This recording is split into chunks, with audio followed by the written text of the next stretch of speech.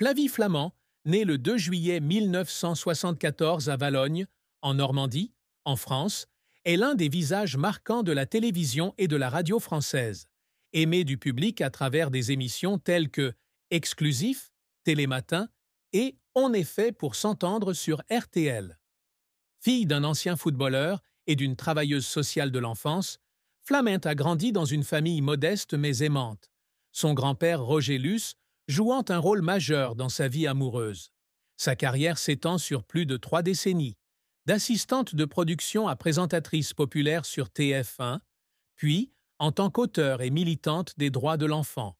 Cependant, derrière les lumières de la scène, la vie de Flament était un voyage en larmes, avec de profondes blessures du passé, des échecs professionnels et des événements personnels. De la douleur des abus subis durant son enfance, aux hauts et aux bas de sa carrière, en passant par son mariage tumultueux avec Benjamin Castaldi, l'histoire de Flavie Flament témoigne de la résilience et du désir de surmonter l'adversité pour trouver la lumière. La plus grande tristesse dans la vie de Flavie Flament a été l'expérience d'être abusée sexuellement à l'âge de 13 ans par le célèbre photographe David Hamilton, un événement qui a laissé une cicatrice indélébile sur son âme. Dans son autobiographie de 2016, La Consolation, Flament a révélé qu'elle avait été violée par Hamilton lors d'une séance photo au Cap d'Agde, dans l'Hérault, alors qu'elle était une adolescente naïve, prise dans le monde glamour du mannequinat. Cette expérience lui a non seulement causé un grave traumatisme psychologique, mais l'a également laissé vivre dans le silence et la honte pendant des décennies. Elle décrit dans le livre que les souvenirs de l'incident étaient enfouis dans son subconscient et n'ont été réveillés que par des séances de thérapie après la mort de son grand-père Roger Luce en 2009, lorsqu'elle est tombée dans une grave dépression. Le fait de rendre son histoire publique en 2016 a été un tournant, mais aussi douloureux, car sa mère et son frère ont publiquement nié les allégations, affirmant que son histoire était inexacte. Cela a laissé Flament isolée et profondément blessée, comme elle l'a dit un jour dans une interview. « J'avais l'impression d'avoir été trahie par ma famille pour la 2e fois. » Bien que Hamilton se soit suicidé quelques semaines après que les accusations aient été rendues publiques, Flament n'a pas trouvé de soulagement complet, car elle n'a pas pu le confronter au tribunal en raison des délais de prescription français. Cette douleur a façonné une grande partie de sa vie, de la façon dont elle se perçoit à sa détermination à lutter pour l'allongement du délai de prescription des poursuites pour crimes sexuels sur mineurs, une mission qu'elle poursuit en tant que présidente d'une commission nommée par la ministre française des droits de l'enfance et des femmes. La carrière de Flavie Flament est un voyage de plus de 3 décennies, rempli de grands succès, mais aussi de défis et d'échecs. Née dans une famille bourgeoise de Valognes, elle est la fille de Jean-Paul Lecanu, ancien footballeur du Stade Malherbe-Caen, et de Catherine Luce, salariée de l'aide sociale à l'enfance.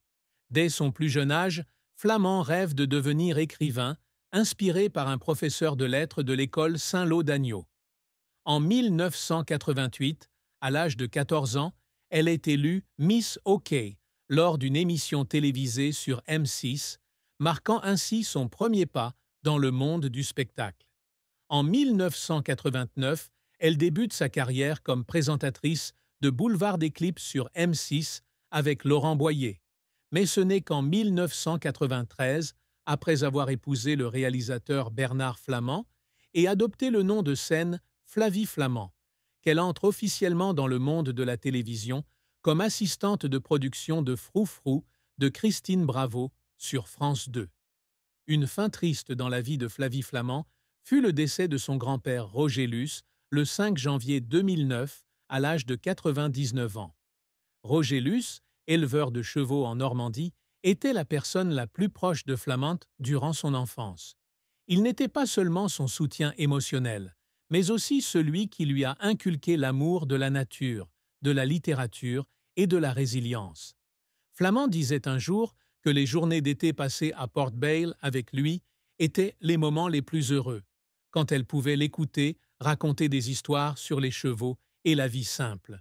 À sa mort, Flament était au sommet de sa carrière chez TF1, Mais cette perte l'a plongée dans une grave crise psychologique.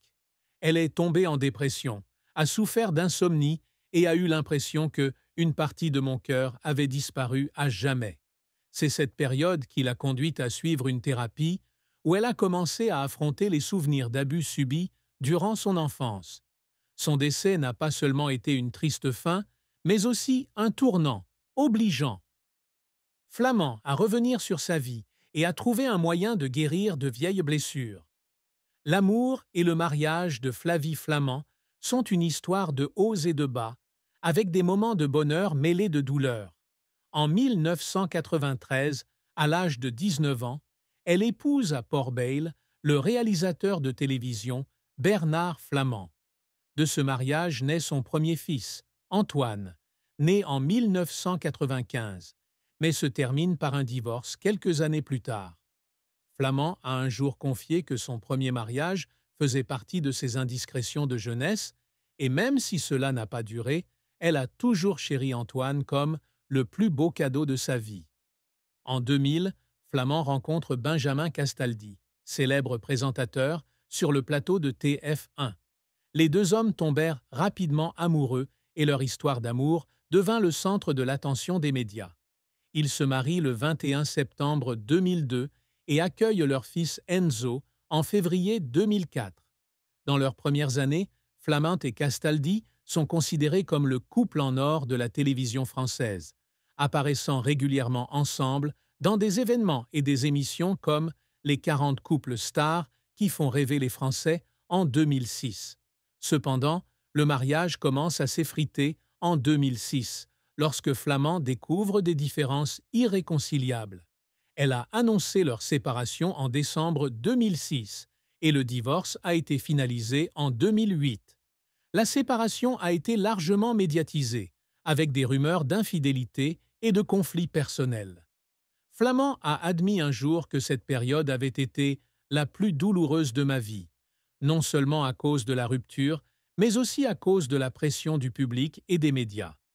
Après son divorce, Flamand a trouvé du réconfort dans une relation avec le producteur Pierre Quatrefages de 2007 à 2013. Cette relation plus privée l'a aidé à stabiliser ses émotions après ces années tumultueuses. En 2024, elle a révélé sur C'est à vous qu'elle était dans une nouvelle relation, mais n'a pas identifié publiquement son petit ami.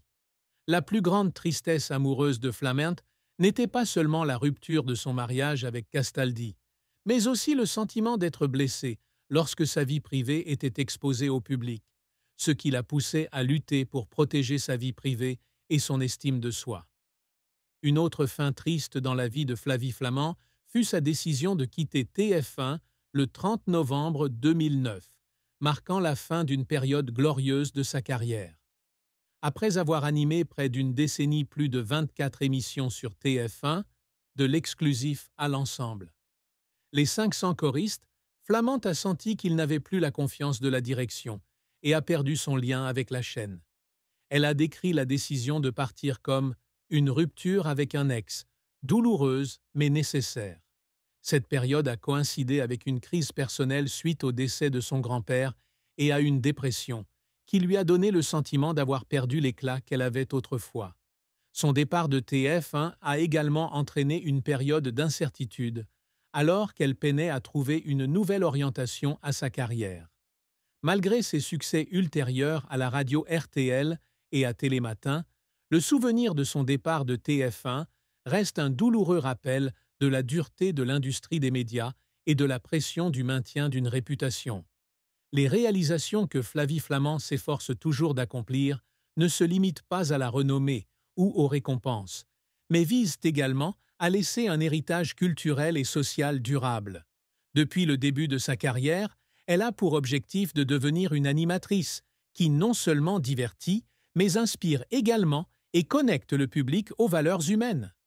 Exclusif et Stars à domicile sont des émissions qui démontrent sa capacité à rapprocher les histoires de stars du public.